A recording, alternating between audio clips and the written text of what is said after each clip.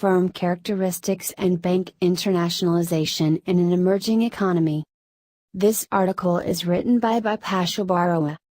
Contribution and originality of the study is that this study contributes to the existing literature by developing and using a unique and extensive set of internationalization measures, and by providing critical learning for bank management, especially in the emerging economies, on the influence of firm-level characteristics of banks on their international activities.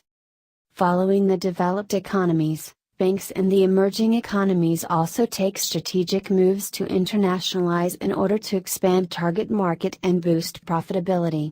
This research examines how firm-level characteristics of banks affect their international activities in emerging economies, using the case of Bangladesh, a fast-growing emerging market. This paper utilizes regression with Driscoll-Cray standard errors and FGLS on the data of 35 banks for the period from 2005 to 2014. The effect has been examined first for all banks, and then grouping the banks by state-owned banks, SOBs, and private commercial banks, PCBs.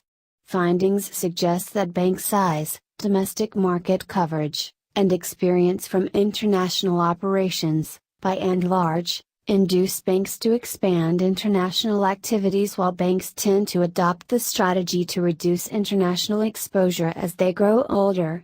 The paper finds substitution effects between domestic branch and foreign presence, and a minimal influence of profitability on internationalization. However, results for private commercial banks and state-owned banks differ substantially. The paper stresses the need for specific regulations to facilitate both internationalization and the internationalization of banks in the emerging economies. Especially, de-internationalization is critical for banks losing money from internationalization.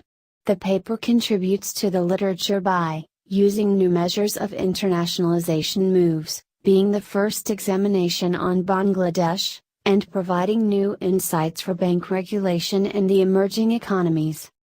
Thanks for watching this abstract video of Asian Economic and Financial Review Volume 7 Issue Number 12.